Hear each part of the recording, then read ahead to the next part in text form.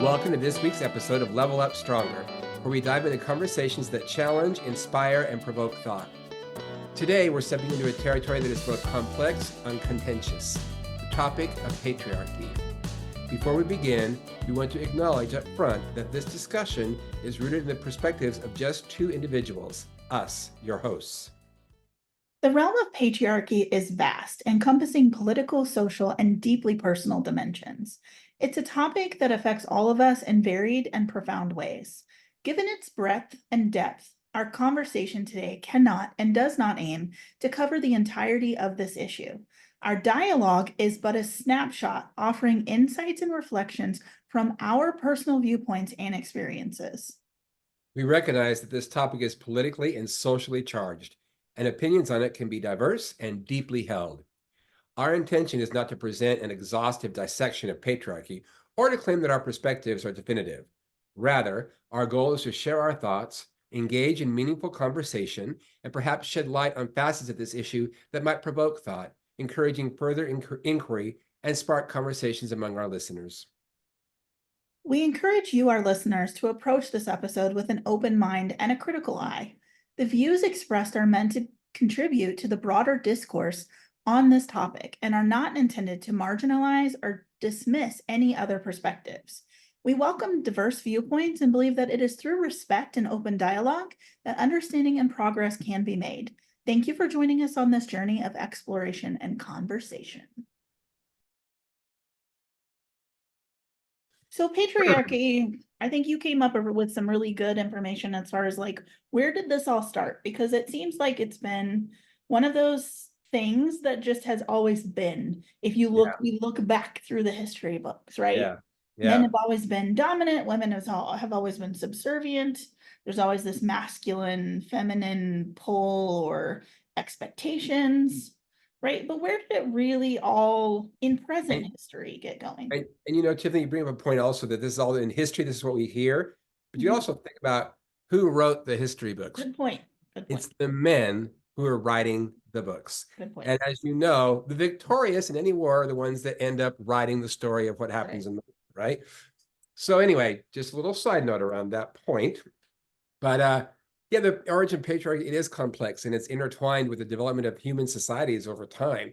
So kind of hard to specifically pinpoint a certain exact place, but things that I was looking up was about it sort of forming more as we shifted from a hunter-gatherer into a which is more nomadic, to an agricultural communities where people were settling in one place, and then certain areas of land and social structures and economic systems and power dynamics all started to form around the development of crops and land in certain areas that were more valuable than others, right?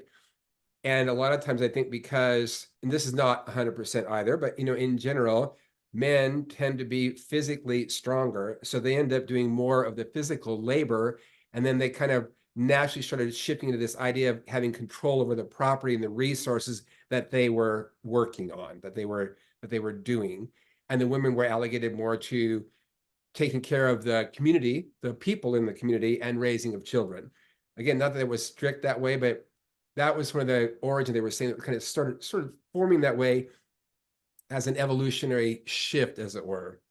Even though there are matriarchal cultures that have existed along the same time frame that were not, didn't do that. But okay, so essentially masculine and feminine, just based on your physical structure, there starts to be a divide, right? And then we really catapult ourselves into present day. And it's so pervasive through our entire culture, across the globe, everywhere. It is. That it's become like this thing where anyone who is feminine is considered less than, or anyone who exudes is masculinity is considered more powerful. So it's almost like it's just a power struggle. And there's even there's I want to say a dichotomy around that as well, even because when you think about, like, for instance, a lot of times when you have imbalanced masculine and feminine energies, men are allowed to be angry. And that's like one of the only things they're allowed to do is express is anger. If they express any kind of other emotion, they're considered weak or more feminine, quote unquote. And women it's okay for them to cry. and that's it. But if a man cries, then he's weak. And if a woman shows anger, she's a bitch.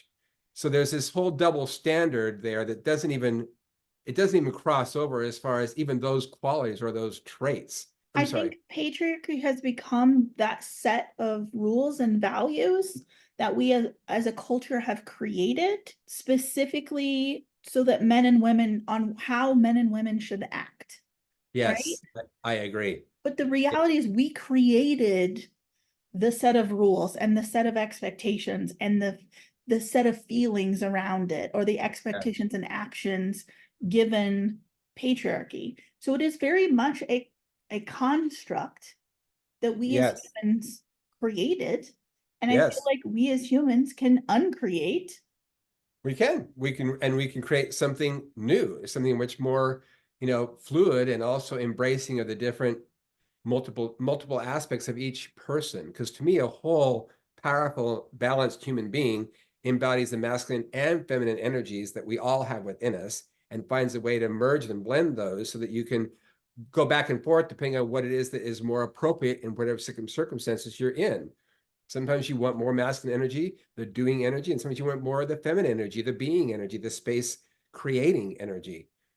So it depends on what's happening. And I think trying to limit that based upon your gender in particular is really a disservice to both men and women when you have that happen.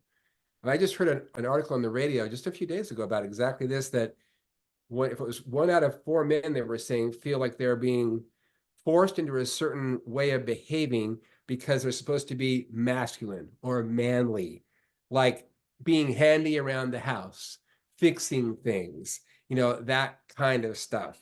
And other more stereotypical ideas that you have to go out and be the breadwinner, you have to be the one that protects. And that really in our society isn't the case any longer. Yeah, I think it's also frustrating when you don't fit the cultural norm and then how much like shame is like pushed in your direction that you should feel ashamed of not fitting the cultural norm. Yes, that is so true. And it also, that whole idea perpetuates this inequality, right? Yeah. As far as access to education, to employment opportunities, to leadership opportunities, to marriage, to healthcare, to a variety of things. Like I was talking with this guy the other day, and he was very much bought into these old traditional roles of masculine and feminine, and that he thought the man was duty was to take care of the woman and make sure that all of her needs were met. And he was never to show any kind of weakness, never to need any help. It was always supposed to be him doing all that, and so that she could support him in doing his role as caregiver for the marriage. And I thought that was just kind of sad in a way. I mean, he was really Yes, into it it. makes me sad. It makes me sad that because that's such it discounts the softer side that men can also embrace. I agree. And the converse of that is like women who feel like, for instance, there was saw a TikTok the other day where the woman, she was in tears in this TikTok, wanting to know how she could be perceived as more feminine Yeah. and it be accepted by the people in her sphere of influence, because she essentially, and it's probably a lot to do with trauma, past trauma and childhood, felt like she had to be the one who was fully responsible for everything. And so she comes off, I think, to other people as probably more masculine than most people expect women to be. Like, and when women come off that way, they're perceived as, bitchy or Yep. standoffish or whatever the case may be. And Oh, this poor woman was like in tears, like trying to figure out like oh, how to be more feminine. And I was like, and it's not oh. not the physical appearance that she was Yeah, like talking about. She was talking about right. how to be perceived or how to be able to be okay with being softer. Yeah. And I connect with that because like I shared kind of the same viewpoint a lot of the time. So I think in if we look at patriarchy, men are supposed to be dominant, right? So the Right. core expectations right now and the specific values and rules that we have as a society kind of put on men versus women is that men should be more dominant, women should be more subservient. Yeah, Women should be selfless caregivers, and men should be the providers. correct. Men are stoic and they're self-reliant and they're rational, while women are emotional, sensitive, and selfless. Men are not allowed to be vulnerable and express any feelings or needs. Right. It's And okay. men are not allowed to be emotional in any way, and which often leads to them being emotionally unavailable because they're taught to not share any emotion because Right. emotion is weakness. Right. Which is, of course, a complete fallacy. Emotion is strength. Our emotions are the fuel that we create our reality with. It's the actual juice that makes things happen. And to deny that you have any emotions, you're cutting off this huge part of yourself that is the connection, the source to your power. It's like it's such a huge disservice to society, in my opinion, for that kind of thing to, be presented in that way. Absolutely. Well, and Yeah, I think for both you and I, we come from perspectives that are not within the social norm.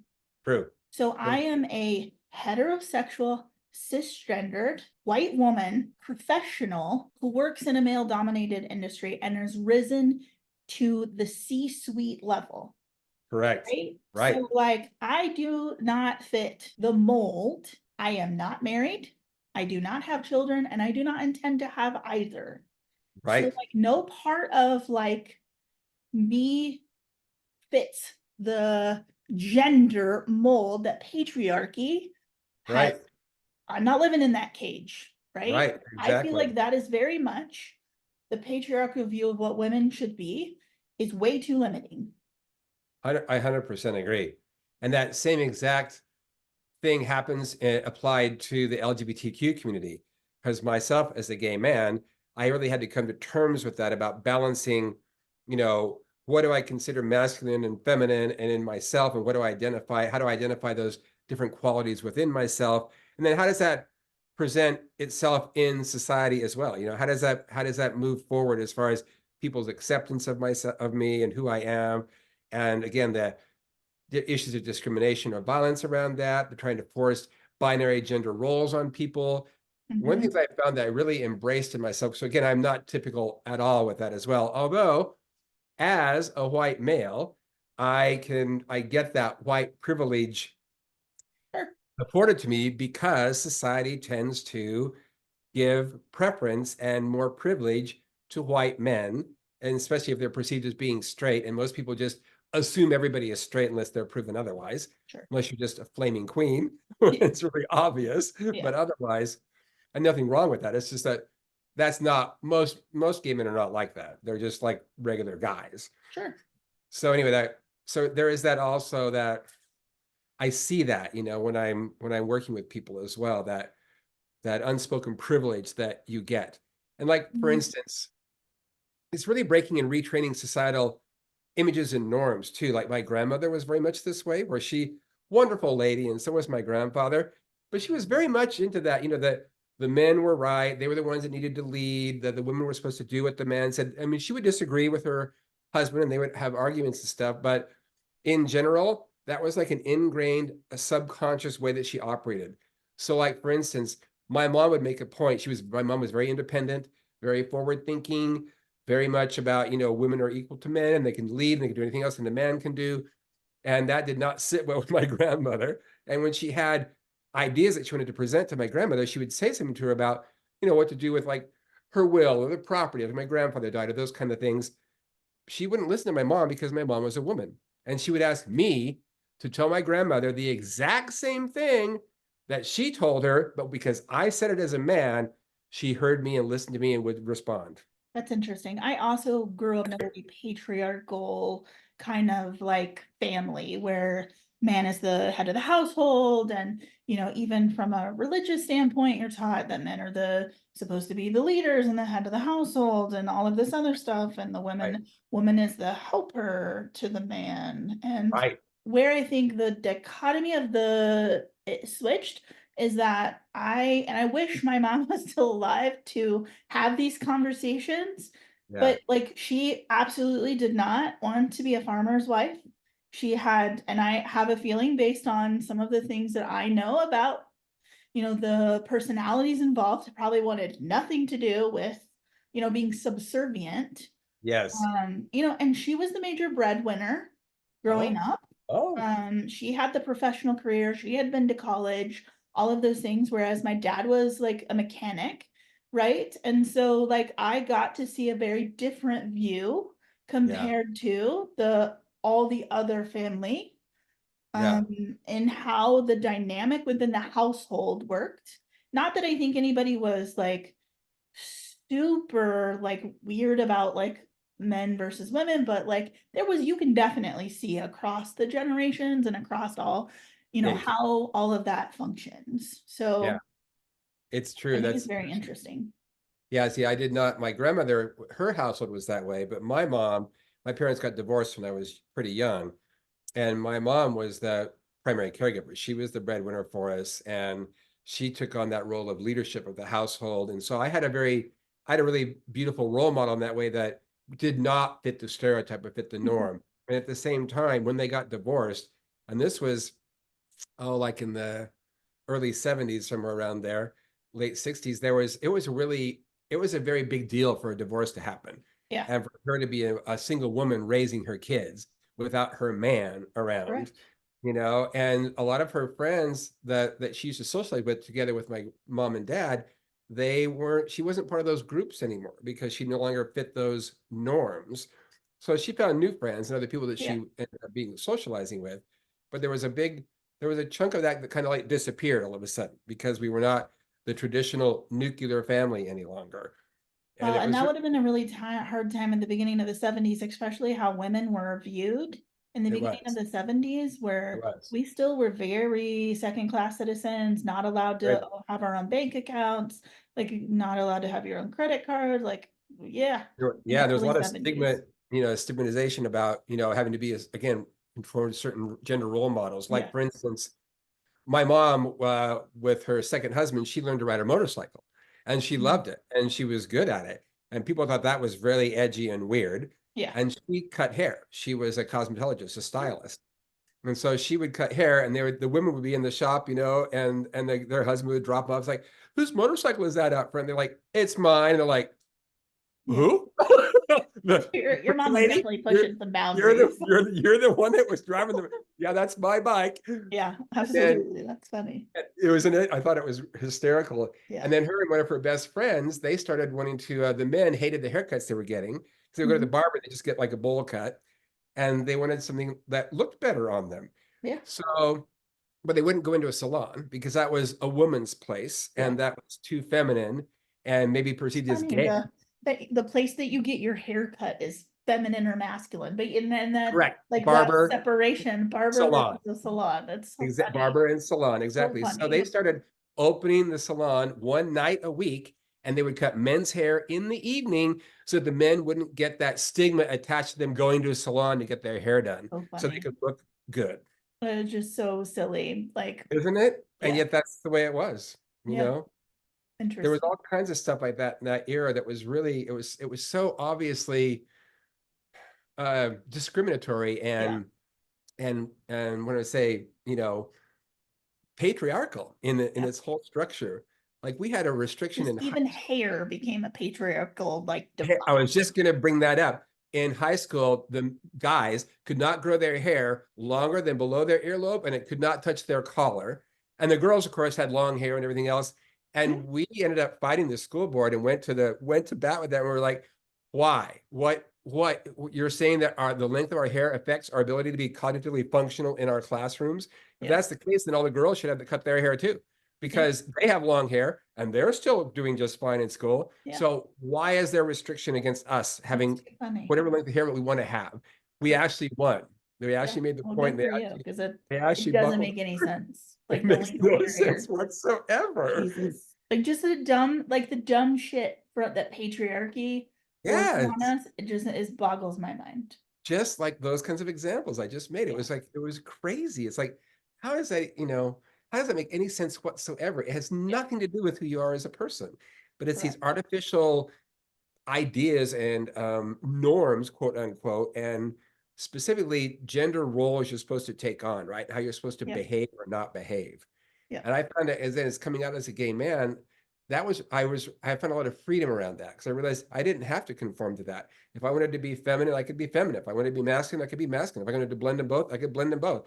I could, I can wear a dress if I want and still be butch. It's like this whole, it started to really mess with that whole concept of what that meant, to Mhm. be masculine, to be feminine, to be a man or be a woman. So I thought that was really it was really liberating in that way because of It that is level of liberating freedom. when you finally realize that the rules, like, they're just made up. Just made up. Yep. And they're usually made up by the dominant, whatever dominant culture at the time, and in this Mhm. case, patriarchal culture at the time is doing. And to me, it's a lot about trying to control women and people who are in marginalized segments of society Yeah. and trying to maintain control over them, as opposed to recognizing other people as equals and that we all have the same potential and capabilities. And it just depends. Everybody has different skill levels and, you know, assets and things that they can do or not do. But it's not based just on your gender. But I guess my question is, what happens if, like, you're not in control? Like, do you think we're gonna force you all to go wear dresses now? Right, Like, what do you think exactly. is really gonna happen if Society's going you're to not go, the dominant, like, gender or the yeah, dominant race? Like, what do you like? yeah. Oh Like, my what do you God, do think you is think they're really gonna? going to What happen? you really fear is that they're going to treat you like you're treating them.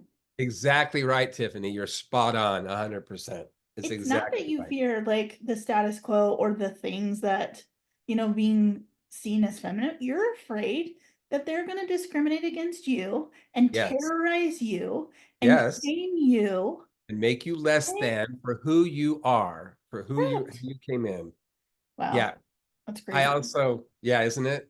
I've also Hmm. noticed that, from my unique perspective, that I feel like a lot of times the patriarchal structure is very threatened by powerful women Yeah, and they are. or and or gay people, Yeah, LGBTQ members as well, because we don't fit those norms, and that somehow they, like you said, they think they're going to be replaced or something, or I don't know. It's like it seems like a strange concept to me because why yeah. would you be scared of someone being powerful? I mean, I think you would want them to have them on your team, right? On your side, and then you could work collaboratively One with would each think. other and One would then think. do some amazing things together, right? I think it's also the fear that you'll be found out that you're not really as cool as you think you are. There is definitely some of that too, right? You know, that maybe you're not really as like powerful and wonderful and like smart and whatnot. Like, oh no, somebody's gonna actually find out that I'm Right. right. So I better stay in control. Yeah. And Absolutely. there But and this, there's a lot of men who feel very pressured to keep that role, right? To put that pretense up, even when they don't feel that internally that they're in control, that they know what they're doing, that they're the ones that should be the leaders. And sometimes they don't want to do that actually, or they don't even know I what they're would doing, think that that but would they be just really fake it. stressful.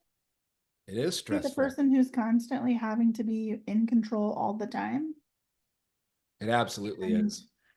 And it's unrealistic. it is unrealistic. All That human beings, we have times when we're stronger and times when we're weaker, when we need help. And in my opinion, true strength lies in recognizes when you need help and you ask for help at those points. That to me is a sign of strength. But I think it's also unrealistic to believe that you're either one or the other, that you're either masculine or feminine, Yeah, and that you're not a combination of all of the, 100% agree. you know what I mean? Yeah, I just think it misses the point of like this magic of being human, that yeah, we can be all of those things simultaneously yes, and we can tap into both yes. dominance, femininity, control, Nur- what I mean? Like Nurturing, yeah, relying on others, nurturing, like we can, yeah, and it doesn't matter like what gender you are, doesn't matter what your sexual orientation is. it You does know what I not. mean? It doesn't, we in Yeah, fact have all of those things. It's how much has the patriarchal norms and values and rules, how much you're subscribing to them or how much that you have been traumatized to adopt them in your life. Because let's that, face it, that's there are true. people who've just been fucking traumatized It's to true. believe It's true. through just the trauma of childhood that they Yes, are only allowed to be one way. that's right. It's true. And boys, especially, I think, face this probably more so than women Yeah. which is why I think it's so hard for men to connect with the softer emotions at all, Yeah. is because they are literally beat up and Yeah. traumatized for True. being Yeah. anything other than dominant, It's true. being Yeah. And anything you're other than the definitely, guy's guy. definitely ostracized if you're not like that. Hmm. I definitely experienced that in grade school. I was not into being all, doing all these rough sports and the rough and tumble and doing Yeah. all the stuff that the guys were supposed to do. I like playing with the girls. I like playing jacks and jump rope and hopscotch and stuff like Right. that. And I thought, to me, that was fun. I didn't want to go out and get beat up on the playground and tackled and get in fights. It's like, why? Yeah. Why do I want to do that? But because of that, I had virtually no male friends and only female friends because the Mhm. girls would relate to me and the guys wanted nothing to do with me. Yeah. Well, and luckily you got to go home to a mother who was very Thank God. accepting of who you were as a person. Because Yes. unfortunately, I think a lot of boys, they're getting that, like, they're being ostracized at school, right? And being put down and told that they have their other, that how they feel is not acceptable. And then they're going Correct. home and they're getting it from family, Same thing from their, friends, and yeah. everything else. And a lot of times from their Right. fathers Yeah. who are trying to, make them into little men, Yeah. right off the bat. And then that, which means no, not feeling, not expressing emotion, Hmm. not caring about other people, except your wife. Well, and see, my childhood, I was like, if we were too overly emotional, and I don't know if this is just because I had baby boomer parents, like if you were too overly emotional, that was not okay either. Oh, yeah. So I don't know if that has something to do with like, I'll have to unpack that one later. I'm I'll not sure about that either. have to That's a unpack good, that one later, but like where that's a like good question. super Yeah. like exuberant emotional outbursts, especially like crying and tears and stuff like that, it was dry up. I'll give you something to cry about. You know, that baby boomer like mentality that parents Yeah. had in the 80s. You were We seen had but not this, heard. You were go outside, get away from me, like go right. entertain yourself. You know. I don't remember any guys ever doing that when I grew up, but we did have this one girl in our social circle who would use crying as a way to manipulate people. And so Oh she yeah. was constantly like, would break down in tears and start crying and being all weepy and like all needy and stuff. And and we all just were like really over it. And at a certain point, we just kind of tuned her out and became sort of callous toward her because it was she was always doing that. It was always Mhm. happening. And we're just like we thought, why are you behaving this way? Why are you acting like this? Yeah. You don't need to do this. The other girls aren't doing this either. I mean, it's like they're showing emotions, but they're not like this. Yeah. If you was an extreme the other direction. Hmm. So I don't know. Hard to. Yeah, that's interesting. I haven't really thought about the over emotional end of it coming up. So patriarchy shows up today in a vast variety of ways. The restrictions to women's health, reproductive health is a big one right now. It's all over the Absolutely. news. That is steeply Absolutely. patriarchal views. Um, Absolutely. we all experience patriarchy very differently. Patriarchy forces us to sand down parts of ourselves to fit in the mold or form that society thinks that we should be. And I Yeah. think in that Boom. process, you have to be a good girl or a Yes. pretty girl or, you know Yes. what I mean? Like all of Yes. these. And so And it have a forces you to feel like if you are other than that, I have to sand down those parts of me and water them down yes. so that I am accepting to other people or other people will accept me Right. and I am not facing the resistance because I mean at the heart of it, I think we all want to be liked and loved, right? We do. We all want to be heard, accepted, Yeah. loved, appreciated. Absolutely. Yeah, I think you're exactly right. There's that idea if you don't fit those particular ideas. And a lot of times, I think that branches into the media as well, because the media really projects these ideas of what it means to be masculine, what it means to be feminine, which are very patriarchal, definitions that Absolutely. they're projecting. And especially I think women get it even more than men, although men are getting it more now than they used to, Yep. about having to look a certain way, right? I mean, women Yep. are always supposed to be slender and be curvaceous and be buxom and be Hmm. beautiful and like all the time, Yep. which is 100% Yeah. unrealistic. We need to wake up perfect every day. Exactly. And now it's starting to happen with a little bit with men as well. They're supposed to always be muscular, having the, you know, the inverted V shape, the triangle shaped by the broad shoulders, the narrow waist, the, you know, and that whole thing is starting to project a little bit there, but the women get it by far way more than the men Oh do, yeah, for sure. as far as that goes. And a lot of that, I think, is again just trying to sell stuff, right? Oh yeah, it's Oh, product. 100% around selling products. If we Money. only realized that all of this had to do with marketing crap to us, It is it's just marketing. like steeped in like Oh, they it is. keep it alive by then continuing to be able to market junk for you to purchase. Exactly. You're It's a big old insane. man if you can do this and this. You're a Yeah. beautiful woman if you can do this and this. Mhm. You'll be attracted to the, you know, you're attracted to the opposite sex if you look a certain way or buy this product or have this haircut or do this workout at the gym or Yeah. whatever it might be. Well, and I think patriarchy unfortunately affects our internal dialogue too. It starts to show up in that toxic BFF that lives rent free in our heads. I know we talked about her and him True, before in a true. previous episode, but a lot of times the things that I think that we're saying to ourselves are steeped in the patriarchal view of how we're not fitting the norm. And also somehow that you're supposed to fit the norm, right? That Right. somehow that's a better idea or superior position to be taking. You know, I always think about, excuse me, I'm a big sci-fi fan. I think about the Vulcans in the Star Trek world, and one of their mottos is that, you know, your infinite diversity is the strength of the species, right? That's what actually, and I 100% agree. The fact that Oh, we yeah. are different, that we are diverse, that we have this, that's what makes us strong as a species. I mean, we would be really in a bad place if everybody was the same all the time, always conforming to the norm, as it were, and not allowing yourself to have individual expression. I think that seems to go in cycles too. I mean, like the whole Renaissance era, right, was Mhm. about expressing your unique individuality, right? And breaking out of the conditioned norms and structures. So I think we see that we go through cycles with that as well. But it's interesting how it ties in with the patriarchal programming that society keeps projecting on everybody. It shows up like in, like, for instance, gender references, right? I'm sure you've thought about this as a woman, but you know, a lot of the books that have been written, especially in the past, they're better now. It's always a male central character. It's always represented as he as opposed to she, or you know, there's or a back and forth. And God forbid there might be a gay character in some book. Oh, You know, yeah, she might right. be having a, you know, gay or lesbian or transsexual or bisexual or transgender or any variation. Hmm. You know? But it's just that I think that's something we're starting to see a shift in that, which is really great to see now, as far as, like, for instance, intake forms at hospitals and stuff and things.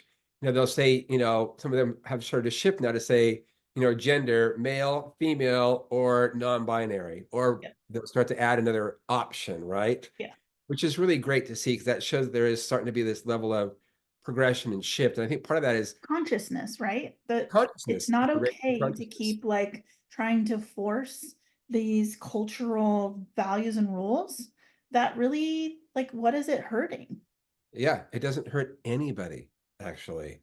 Yeah, And so I think that's really I think the internet is a huge plus as far as that goes, as far as allowing people to recognize that there's this infinite number of diverse people on the planet, and that we all basically have the same wants and needs, and it's just being expressed in different ways. And it doesn't make anybody less than or better than somebody else just because you're different. You're just different. And that, in fact, is a positive. That's my view anyway. and we all want to be loved and liked, right? We do. Well, we love, accepted, Yeah, heard, recognized. You know, that's basic human needs. We all want that. It's just absolutely. how things move forward. So how do we overcome these challenges? Because I know like definitely having conversations like this help to hear They the do. perspective of different voices. And we're not politically charged in this discussion. We're not screaming from the rooftops that you have to be one specific thing, either or, right? But we also have both faced um patriarchal viewpoints in our It's own true. lives that made us feel less than. It's true. So how do we help the dynamic and start to dismantle some of these stereotypes? I think any kind of communication that you can give out on the social media platforms, within your own social circles, within at the workspace, you promote inclusivity, diversity, equal rights. I think advocating for legal reforms and changing things like that to, education and challenging stereotypes in the school systems, in the workspace, certainly, of course, the glass ceiling that women experience, as well as the LGBTQ people experience, Yeah. fostering inclusive spaces. And that can be, again, just standing up for someone who you see as being mistreated or being marginalized in your home space, your workspace, your family space, wherever that is. I think those are all ways that we can take personal action, because I believe that when you make those changes in your own personal life and the people that you associate with in your circles, as everybody starts to do that, it'll have this, catalytic effect, right? Where it'll just start slowly, the entire society will start to shift as more and more people do that at a grassroots level. Because to me, that's one of the core ways that we make those kind of changes is at a grassroots level. And then eventually it can become legislative reforms as well. Yeah. But, we need to have some changes because, like I said, the whole current issue with the women's reproductive rights is a prime example of exactly that. Well, Any it's a that slippery technology. slope. The minute we start allowing some of these things to backpedal, and I think that's really the crux of the issue with all of this is that, women's reproductive health was only the first First one. domino that fell. That's exactly right. What else are we taking away? And if you think they're not coming for all of your civil liberties, they will. you are mistaken. Because this was Absolutely. just the first domino. They will come and Absolutely. take everything from you because that is what patriarchy does. It dominates. Exactly. Somebody has to be dominating. Somebody has to be in control. And so Correct. they will take away everything that they cannot control. Correct. That's exactly right, Tiffany. It reminds me of back when this was many, I don't know, 20 years ago or so, when Mapplethorpe, he was very controversial because he had very kind of explicit sexualized imagery, and it was displayed at the Museum of Natural, Modern Art in New York City, different things. People were protesting that you shouldn't be able to do this and blah, blah, blah. But the reason they were able to keep that art in place is that what you're just talking about, that if you start coming for one group's rights and start taking them away, then every group's rights is vulnerable to having them taken away. Well, and who's to say that his art was any more sexual than, have you ever walked through an art gallery with Greek statues with nothing but dicks as far as the eye can see? It's true. Like, how are you like, who gets to decide which Da one Vinci, is the worse? Sistine Chapel, they were all Covered naked. in penises. The entire church, every church that like has they're the naked people everywhere. Like, come on. And it's so like so who gets to make the decision? Exactly. Whoever, yeah. On what's okay and what's not okay. And like you said, that's exactly it. One person's group of rights are being attacked, then everybody's rights are vulnerable. But yet they're doing that to us now. They're taking away books out of schools. They're they're taking about, and so like if we don't if we don't stand up and say, hey, this is not copacetic at a grassroots level, like before you know it, like they'll come after the they will, the significant freedoms that we have. They will, absolutely. Not that these aren't, the things that they've done thus far. Women's reproductive isn't significant, but it was the first significant domino. And I don't care on which side of the abortion debate you're sitting on. Do not care. Yeah. It is not about that. It's about controlling a specific portion of society to do what you think is right. Yes. And a lot of times it's politicizing religious dogma as well that gets in there. And criminalizing it. Exactly right. Something that I've always talked to my friends about this as well, that think about this for a minute. If men gave birth and not women, if men were the ones that were the child-rearing aspect of society, there would be no issue whatsoever with their rights over their own bodies. Correct. They would have 100% autonomy over their own bodies and whatever choice they want to make around abortion. Wouldn't matter with the religious context, wouldn't matter any kind of political stuff. It's a totally sexist perspective that's going on right now. That men get to decide. And yet there's no legislation. Birth can't happen without men. Like you have to have, both parts. You have to have both the egg and the sperm. We're only legislating one. I know, right? We're only criminalizing one. That should Right. be very telling about like what this is really all about. I agree. There's no criminality around the other part of the two Exactly. parts that are required to bring life into the world, Exactly right. And right? that's a prime example of the patriarchy and how imbalanced it can be and destructive it can be in society when it's not being, when it goes out of control like that. Correct. It's very interesting. Yeah. Yeah, it is. So I think, like I said, one of the key powers is to, not that we're like a political channel by any means, but voting, right? Taking Mhm. action, doing something that helps create change in your community. And like that can also not just be voting on the elections, which is it is, that's definitely part of it, but it's also making changes in the workspace, right? Absolutely.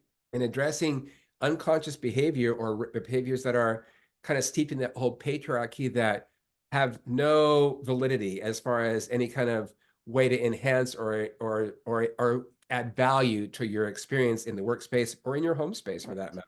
So I think it's important that we challenge those kind of things and bring light to that, and then people, a lot of times people make a shift. A lot of times they're doing this in an unconscious level. They're not even realizing that they've Yeah. been programmed by society. It's just kind of like, oh, well, this is just the way it is. Well, is it really? Is Yeah. that Does it really have to be the that way way? it is? And does it have to be that way? Yeah. And do you like it being that way? Would you rather it be something different? Yeah. And I think pointing that stuff out in the moment and in as peaceful a way as humanly possible, like, Yes. because it's humanity and some empathy. You never know, like, where the other person, like, where their views came from. Like, maybe they No. were like, and I faced it again. I work in a very male dominated industry, right? So I Yeah. have faced a lot of like just what I would term like discrimination against women, Yes. and just that need to put me back in my place, right? And unfortunately, it used to bother me, I think, a lot more than it does now, just because I'm more confident in like where I'm coming from. But Yeah. also, like, I also understand and have to have a little bit of empathy for the person who is doing the discriminating, because I'm like, he probably doesn't have or was never taught differently, or Right. he was Right. discriminated against or forced into the patriarchal view, and unfortunately has never seen that that is not accept, isn't okay, right? Right. So I Well, then do it, come at it from a little bit of a place of empathy now, a lot more than I think I did before, just because yeah. I'm like, well, maybe they've never experienced, or maybe that's what they were taught growing Yeah. up, or maybe they were, had a very domineering relationship with a Correct. male parent, or Correct. whatever the case may be. Or, Correct. and so I think I approach all of this a little bit probably more from a place of empathy now than I probably ever did before, just because I, there's a humanity in all of this. And There the is. minute I push back in a way that's aggressive, it shuts down the conversation, and we don't get to have like the one-on-one discourse about like the viewpoint, right? Right. Because it's Right. seen as just immediate resistance. Right. Whereas if you come at it from a place of empathy, you're much more likely to maybe get somebody to actually listen It's to true. what you have to say. Not that shit still doesn't happen. That pisses me off. And I have to check some guy who's being overly dumb, because it Right. still happens. Sometimes you have no choice but to um, fight stupidity with like a force field.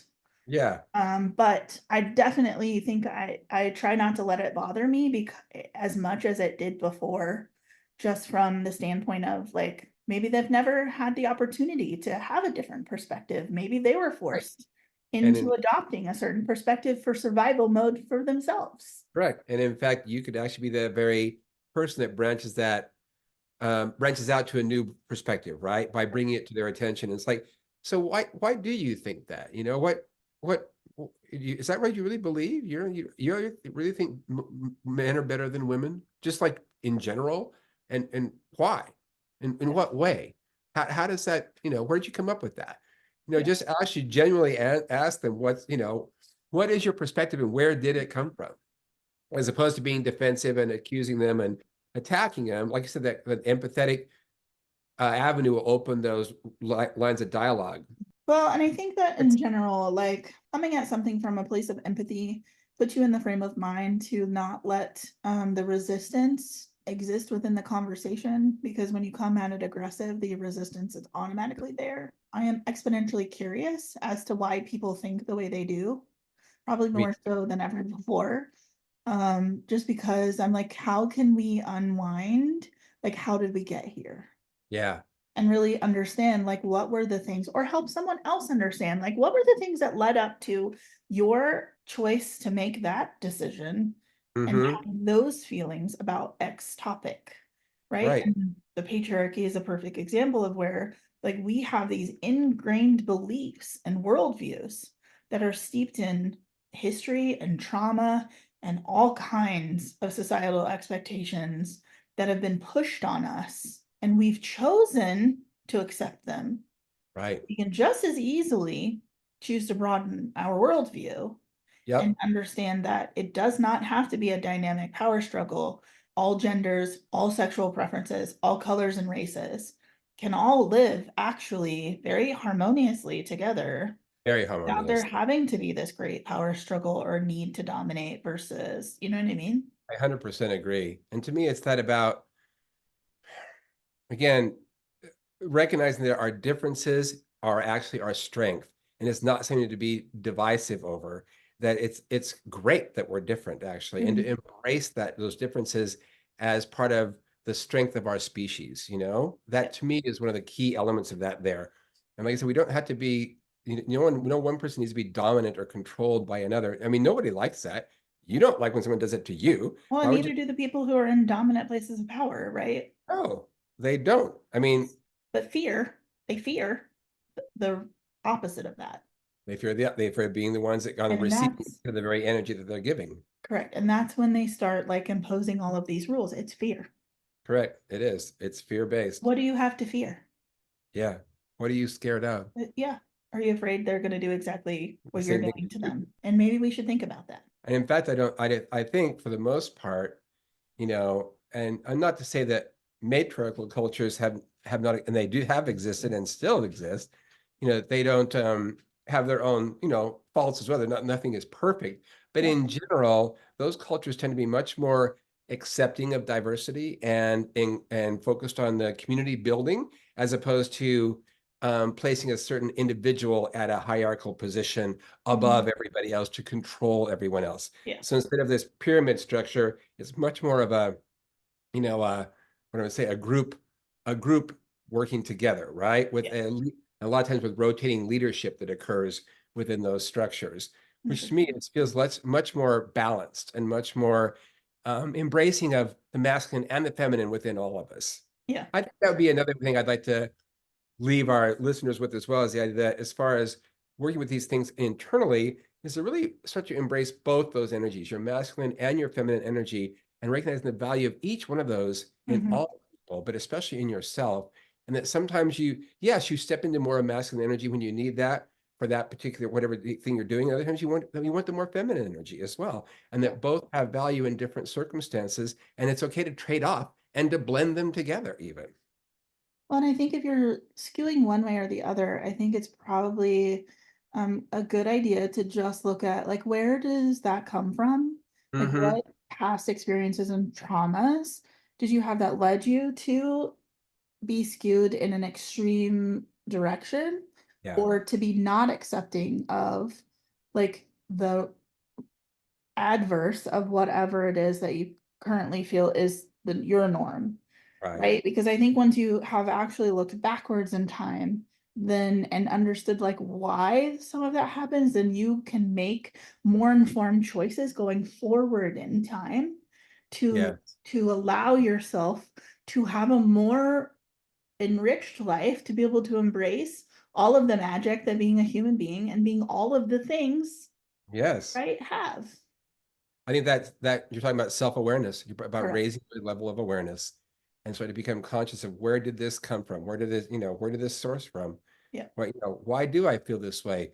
Who taught me that actually? And even more importantly, do I agree with that now? I mean, maybe I did in the past, but Yeah. I don't think I agree with that anymore. You know, it's like, oh, I'm going to make my own decisions here. I'm going to make my own shift my own calls around this Yeah.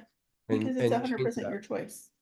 It's Your choice in 100% what you think and feel and do. You absolutely. have the autonomy to do that. Well, that wraps up today's episode of Level Up Stronger. We've journeyed through the intricate web of patriarchal stereotypes, uncovering their deep-seated impact on our identities, relationships, and societies. It's clear that while the patriarchy has historically set the stage, power to redefine and dismantle those norms rests with us. By challenging these outdated stereotypes and embracing a more inclusive understanding of gender and identity, we can pave the way for a society that values and uplifts everyone. Remember, change starts with awareness and is fueled by action. Let's continue this conversation beyond today, striving to understand, challenge, and grow stronger together. Thank you for joining us, and until next time, keep leveling up stronger. Thank you.